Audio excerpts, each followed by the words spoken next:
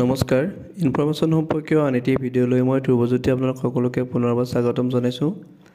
আজি মই আপোনালোকক দেখাবলৈ গৈ আছোঁ আপোনালোকে ঘৰতে বহি নিজৰ মোবাইলৰ সহায়ত কিদৰে আপোনাৰ যি বেংকৰ পাছবুক আছে এই পাছবুকৰ লগত আধাৰ কাৰ্ড কেনেদৰে লিংক কৰিব। যিহেতু আজিকালি যিকোনো স্কিমৰ আপুনি পইচা পাবলৈ হ'লে আধাৰ কাৰ্ডৰ সৈতে বেংকৰ পাছবুক লিংক কৰাটো বাধ্যতামূলক হৈ পৰিছে।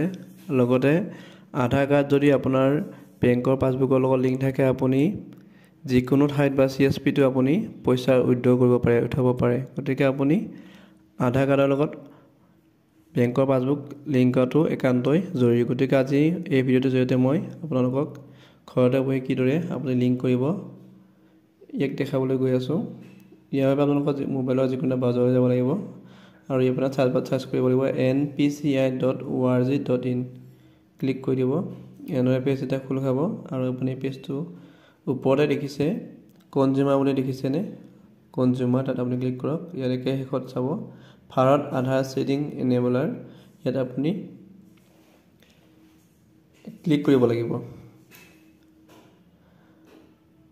ক্লিক কৰাৰ পিছতেই এটা পেজ খোল খাব দেখিছে। ইয়াত আপুনি কি কৰিব, একেবাৰে বাওঁফালে ওপৰত চাব 4 লাইন আছে দেখিছেনে, 4 লাইন এটা আছে, ইয়াত আপুনি ক্লিক কৰি দিয়ক। ইয়াত আপুনি দেখিছে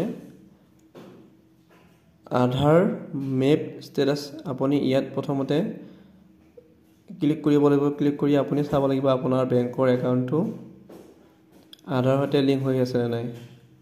ইয়াত আপুনি আধাৰ নম্বৰকেইটা আপুনি ইয়াত এণ্টাৰ কৰিব লাগিব। যদি আপোনাৰ আধাৰৰ সৈতে বেংকৰ পাছবুক লিংক হোৱা নাই তেতিয়াহ'লে আপুনি পুনৰ এইটো লিংক কৰিব লাগিব। মই দেখুৱাই আছোঁ পৰৱৰ্তী সময়ত। গতিকে প্ৰথমতে আপুনি চাই লওক আপোনাৰ আধাৰ কাৰ্ডৰ লগত বেংকৰ পাছবুক লিংক আছে নে নাই। এতিয়া আপুনি ওপৰতে দেখিছে কেপচাকেইটা, এই কেপচাকেইটা ইয়াত এণ্টাৰ এবাৰ কেপচা, ইয়াত আপুনি ওপৰত সংখ্যাকেইটা ইয়াত আপুনি এণ্টাৰ কৰিব লাগিব। তাত যেনেদৰে আছে তেনেদৰে কেপিটেল হ'লে কেপিটেল, স্মল লেটাৰ হ'লে স্মল লেটাৰ। এতিয়া আপুনি চেক ষ্টেটাছ তলত দেখিছে তাত ক্লিক কৰি দিয়ক। এতিয়া পেজ খোল খাব আৰু ইয়াত আপোনাৰ যিটো আধাৰ কাৰ্ডৰ সৈতে মোবাইল নম্বৰ ৰেজিষ্টাৰ আছে সেই মোবাইল নম্বৰলৈ 6টা সংখ্যাৰ আপোনাৰ OTP প্ৰেৰণ কৰা হ'ব আৰু এই 6টা সংখ্যা আপুনি ইয়াত এণ্টাৰ OTP যে দেখিছে ঘৰকেইটা 6টা ঘৰ, এই 6টা ঘৰত আপুনি এই সংখ্যাকেইটা আপুনি ইয়াত এণ্টাৰ কৰি দিব লাগিব। গতিকে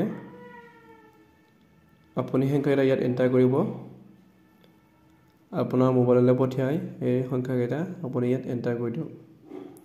এণ্টাৰ কৰি হোৱাৰ পিছত আপুনি তলত দেখিছে ছাবমিট, এই ছাবমিট অপশ্যনত আপুনি ক্লিক কৰি দিয়ক। ছাবমিট ক্লিক কৰি দিব। দেখিছে এটা পেজ খোল খাইছে, ইয়াত দেখিছে আধাৰ নম্বৰ, তলত মেপিং ষ্টেটাছ, ইয়াত চেট নট এনেবল, এইটো হোৱা নাই যিহেতু। গতিকে আমি কৰিবলৈ হ'লে কি কৰিব লাগিব, পুনৰ আকৌ আমি এই বাওঁফালে যে দেখিছে ওপৰত আছে 4 লাইনত আপুনি ক্লিক কৰিব লাগিব। ক্লিক কৰাৰ পিছত দেখিছে আধাৰ চিডিং 2 নম্বৰতে আছে, য়েছ কৰি দিব। আধাৰ চিডিঙত আপুনি যাব লাগিব আৰু ইয়াত দেখিছে এটা পেজ খোল খাইছে আৰু ইয়াত দেখিছে প্ৰথমতে এণ্টাৰ ইউৰ আধাৰ, ইয়াত আপোনাৰ 12টা সংখ্যাৰ যে আধাৰ নম্বৰ আছে সেই আধাৰ নম্বৰকেইটা আপুনি ইয়াত আধাৰ কাৰ্ডৰ নম্বৰকেইটা ইয়াত এণ্টাৰ কৰিব লাগিব। এণ্টাৰ কৰাৰ পিছত আপুনি কি কৰিব, তলত দেখিছে request for Aadhaar seeding, select your bank, ইয়াত আপোনাৰ বেংকটো আপুনি চিলেক্ট কৰিব লাগিব। ইয়াত ষ্টেট বেংকৰ বাহিৰে প্ৰায়বোৰ বেংক এড হৈ গৈছে। গতিকে আপুনি আপোনাৰ পাছবুকটো যিটো বেংকত আছে সেই বেংকটো আপুনি ইয়াত চিলেক্ট কৰিব, চিলেক্ট কৰি অ'কে কৰি দিয়ক। ইয়াৰ পিছত দেখিছে চিডিং টাইপ ফ্ৰেছ চিডিং, যিহেতু আমি প্ৰথমবাৰৰ কাৰণে কৰিম ইয়াত ফ্ৰেছ দিব লাগিব। একাউণ্ট নম্বৰ, ইয়াত আপুনি এতিয়া আপোনাৰ বেংকৰ একাউণ্ট নম্বৰৰ সংখ্যাকেইটা আপুনি ইয়াত এণ্টাৰ কৰিব লাগিব। এইডোখৰত আপুনি বেংকৰ সংখ্যাকেইটা এণ্টাৰ কৰক। ইয়াৰ পিছতে দেখিছে আপুনি তলত আৰু এটা ঘৰ আছে, ইয়াত কনফাৰ্ম একাউণ্ট নম্বৰ, ইয়াত আপুনি পুনৰ ওপৰত যে একাউণ্ট নম্বৰকেইটা দিছিলে সেই একেইটা সংখ্যাকে একাউণ্ট নম্বৰকেইটাকে আপুনি পুনৰ আকৌ তলতো এণ্টাৰ কৰিব লাগিব, কনফাৰ্ম কৰিব লাগিব।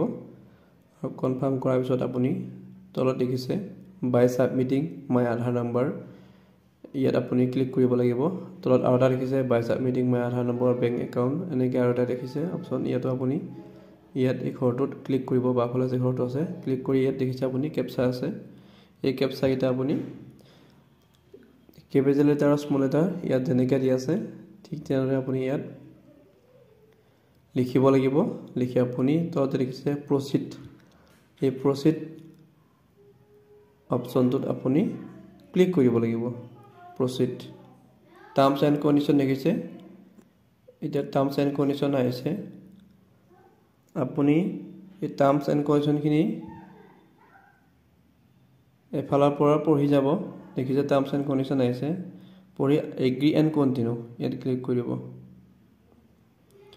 ক্লিক কৰাৰ পিছতে এনে পেজটো লোডিং হৈ আছে দেখিছে লোডিং দেখাই আছে লোডিং হৈ আছে ইয়াৰ পিছত এটা পেজ খোল খাব কিছু সময় আপুনি ৰখিব লাগিব দেখিছে পেজ খোল খাইছে আৰু আপোনাৰ যিটো ৰেজিষ্ট্ৰেশ্যন মোবাইল নম্বৰ আছে আধাৰৰ সৈতে সংযোগ থকা তালে 6টা সংখ্যাৰ OTP পেন কৰিব আৰু আপুনি সেই OTP কেইটা ইয়াত এন্টাৰ কৰিব লাগিব ইয়াত আপুনি OTP কেইটা এন্টাৰ কৰি দিয়ক সাবমিট কৰিব তলত দেখিছে পেজটো লোড হৈ আছে দেখিছে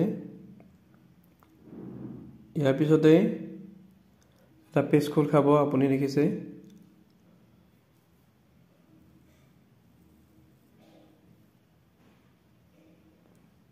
এই দেখিছে আধাৰ সেটিং গৈ আছে পেন্ডিং ষ্টেটাস হৈ আছে আপুনি kindly check after some time আৰু ইয়াত আপোনাৰ ৰেফাৰেন্স নম্বৰটো আহিছে দেখিছে গতিকে আপুনি কিছু সময়ৰ পিছত দেখিব আপোনাৰ আধাৰ সেটিংৰ কামটো সম্পূৰ্ণ হৈ যাব